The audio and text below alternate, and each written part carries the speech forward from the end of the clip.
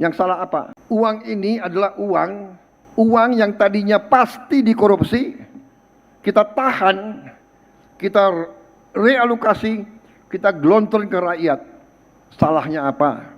Karena itu kita harus memilih teman-teman dalam kondisi seperti ini. Kita mau memilih bebas, tapi dompet kita kosong, dapur kita tidak mengepul, perut kita lapar, atau kita meredam sedikit kebebasan dengan harga yang harus dibayar oleh pemerintah adalah jaminannya itu adalah kesejahteraan. Dan kemakmuran itu harus ke rakyat.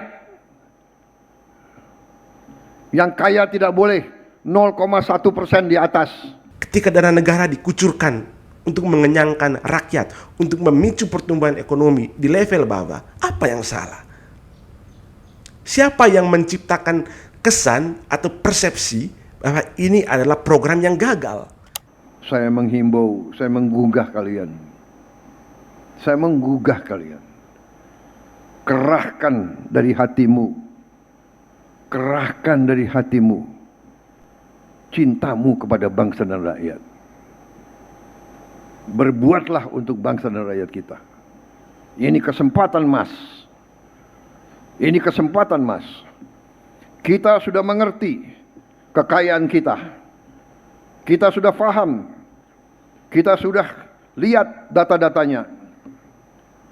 Sekarang tinggal kita mampu atau tidak mengelola. Sekarang saatnya para teknokrat. Sekarang saatnya para ilmuwan. Sekarang saatnya para insinyur, para profesor.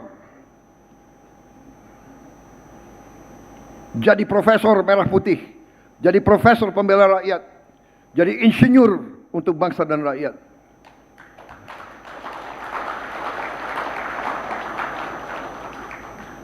Jangan kepandaianmu kau pakai untuk menipu rakyat dan bangsa. Jangan kepandaianmu kau pakai untuk menutupi korupsi dan perampokan. Jangan kepandaianmu kau pakai untuk memperkaya bangsa lain. Kita tidak benci bangsa lain. Kita tidak mau rakyat kita miskin terus karena uang kita diambil ke luar negeri. Kalau saudara mau, silakan. Jangan ikut pemerintah yang saya pimpin.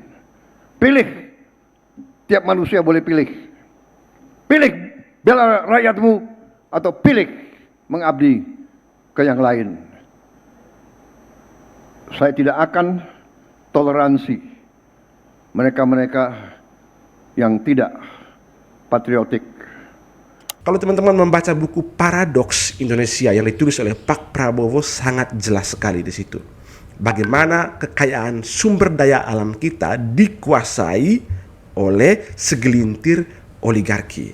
Nah, coba teman-teman bayangkan, bagaimana kalau kondisi seperti ini terus bertahan tanpa ada perubahan, tanpa ada reset atau revolusi, teman-teman. Kalau itu tidak dilakukan, maka kita akan terus menjadi negara yang berkembang. Makin banyak orang yang terus hidup dalam kemiskinan, mati dalam kemiskinan, dan mewariskan kemiskinan itu kepada anak cucu mereka. Kita dijajah, kita diadu domba, kita diinfiltrasi, dibikin pemberontakan. Gerakan ini, gerakan itu. Terus kita dibikin apa lagi? Indonesia gelap. Ada yang mau kabur, kabur aja. Kok kabur aja ke sana? Mungkin ada yang mau kabur ke Yaman. Silakan. Mau kabur kemana? Hei orang-orang pinter, bukalah berita, lihatlah. Kita ditempatkan sebagai negara yang paling aman di dunia sekarang. Sebentar lagi kita akan resmikan 1000 koperasi merah putih. Kemungkinan 2-3 minggu lagi. Sesudah itu 2-3 bulan lagi kita akan resmikan lebih dari 25.000 koperasi. Koperasi bukan di atas kertas, koperasi fisik. Ada gudang, ada cold storage pendingin,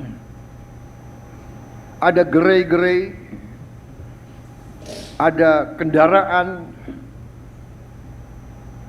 banyak yang nanti akan punya pengering. Coba dibukalah dalam sejarah. Saya minta buka dalam sejarah. Buka dalam sejarah dunia. Ada nggak 25.000 atau 30.000 koperasi bisa dibangun dan diselesaikan dalam 1 tahun? Banyak belajar MBG ke kita.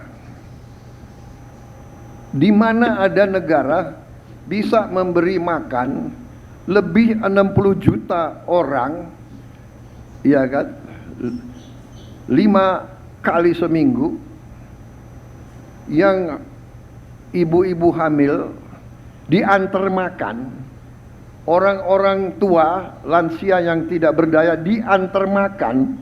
Kasih lihat di mana, negara mana. Mungkin Tiongkok, tapi Tiongkok kita tahu dia sudah take off lebih dahulu dari kita. Ini menarik ya teman-teman, karena Pak Prabowo mengakui bahwa Tiongkok itu sudah lebih dulu maju dari kita atau lebih dulu take off dari kita.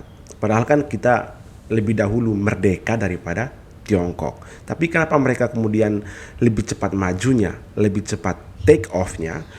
Menurut saya ya teman-teman, itulah kelemahan dari sistem demokrasi yang sangat liberal atau sangat bebas. Semua orang dipaksa untuk bersaing, meskipun dalam persaingan itu masih banyak masyarakat Indonesia yang mengalami pendidikan yang masih rendah, yang masih miskin, yang masih mengalami ketidakadilan. Akibatnya mereka dipaksa untuk bersaing sekalipun pasti akan selalu kalah. Nah, ini karena apa? Karena negara kehilangan kontrol terhadap sistem pasar yang sangat bebas. Sistem pasar dan sistem politik yang sangat bebas. Negara kemudian kehilangan kontrol. Hasil akhirnya negara ini kemudian dijalankan oleh segelintir orang yang punya kuasa dan punya uang. Itulah sistem oligarki yang menjerat Indonesia selama bertahun-tahun, yang mengakibatkan kita itu susah untuk take off seperti Tiongkok. Tapi kalau kita sedikit untuk berkorban, kita menahan kebebasan kita biarkan negara untuk melakukan kontrol terhadap sistem politik dan sistem ekonomi, pasti kita akan mengalami kemajuan. Mengapa saya katakan itu? Karena secara histori, secara sejarah sudah terbukti teman-teman. Zaman Orde Baru itu kita mengalami kenaikan atau pertumbuhan ekonomi yang sangat pesat sekali. Di era tahun 70-an itu kita memiliki 70 juta orang miskin. Tapi memasuki tahun 90-an, Soeharto berhasil mengentaskan kemiskinan dari yang sebelumnya 70 juta mencapai 25 juta saja. Bayangkan itu. Besar sekali perubahannya, sangat signifikan karena kita mengorbankan diri kita supaya tidak terlalu bebas dan membiarkan stabilitas sehingga pertumbuhan ekonomi itu bisa mengalami kenaikan. Sekarang teman-teman mau pilih apa? Dalam situasi dunia yang seperti ini sekarang, peperangan terjadi di mana-mana. Bahkan peperangan ini mungkin akan terus berlanjut sampai dengan 10-20 tahun yang akan datang. Apa yang terjadi jika kita tidak melakukan perubahan? Karena itu kita harus memilih teman-teman dalam kondisi seperti ini. Kita mau memilih bebas, tapi dompet kita kosong, dapur kita tidak mengepul, perut kita lapar, atau kita meredam sedikit kebebasan dengan harga yang harus dibayar oleh pemerintah adalah jaminannya itu adalah kesejahteraan.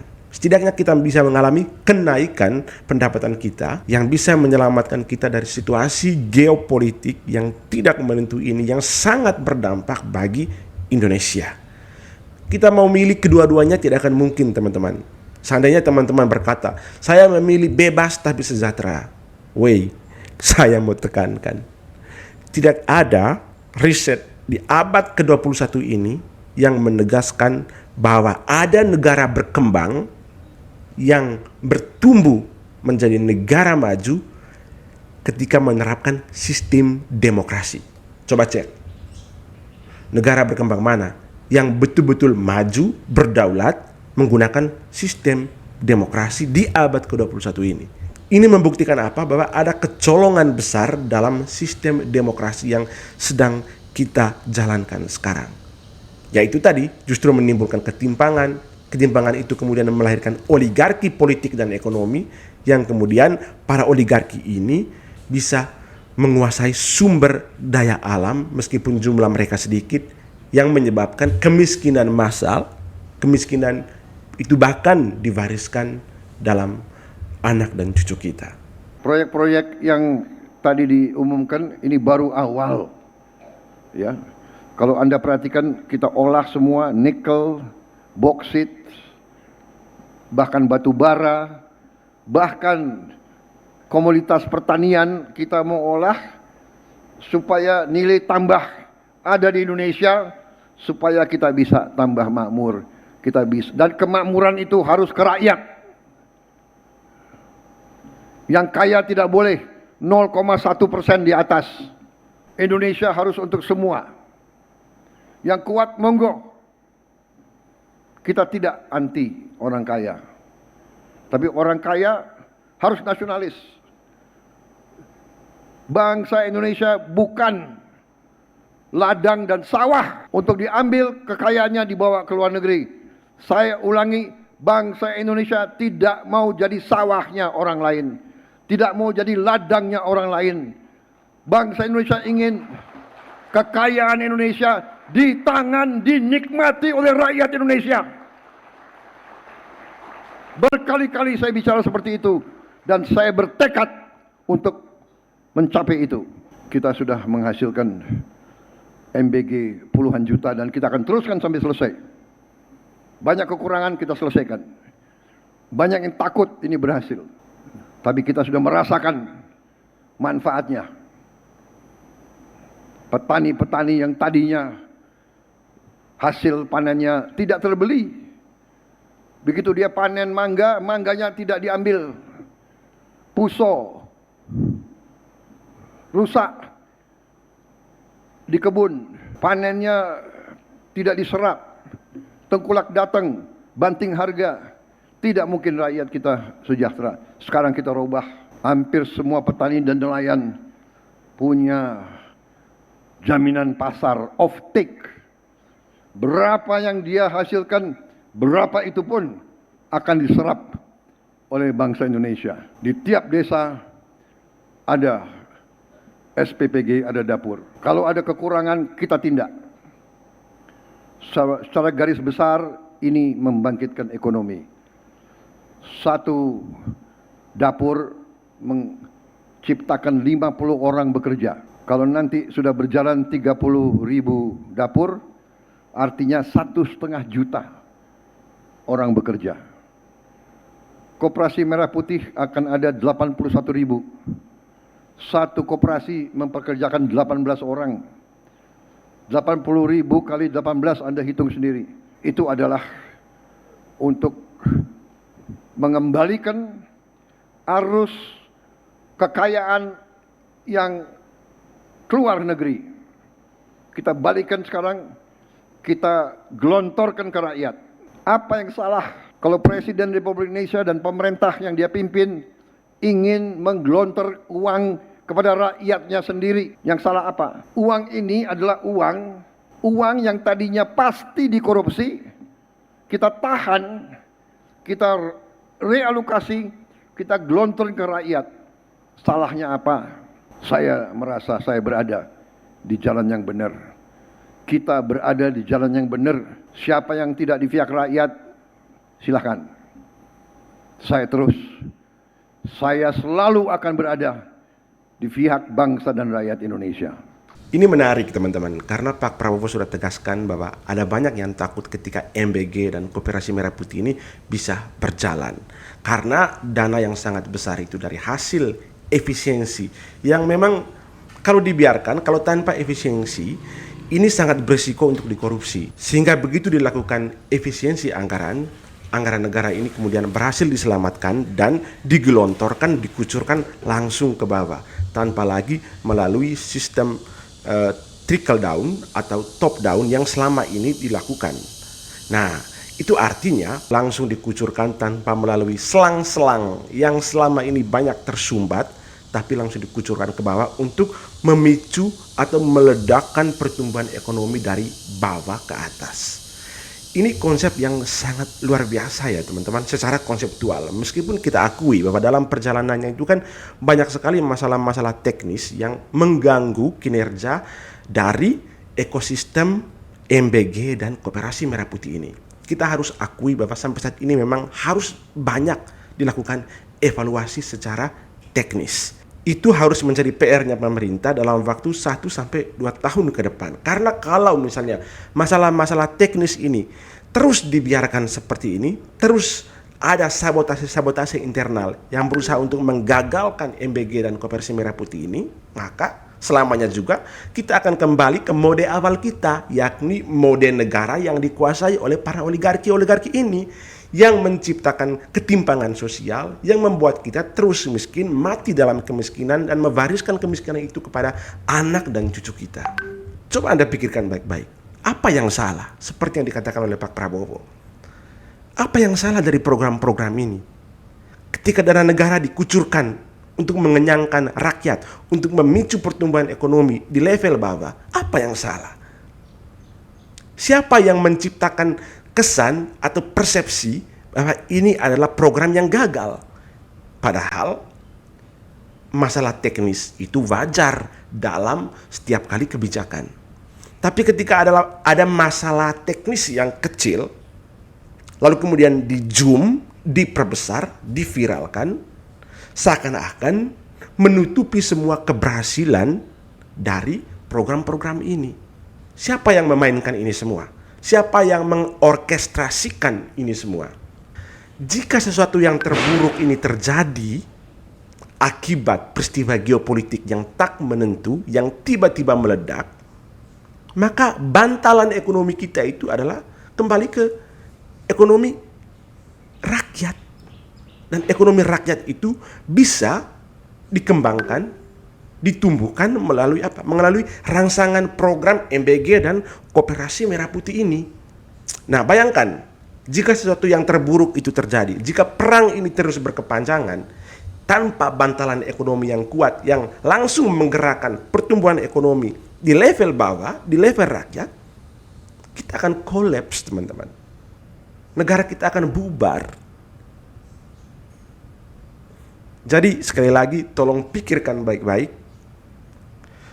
Pikirkan dengan matang, jangan sampai di balik narasi-narasi yang kita lihat di berbagai platform di media sosial itu berisi fitnaan, hoax, atau yang lebih parah lagi adalah bentuk propaganda yang sangat tersistematis untuk menggagalkan program-program strategis ini.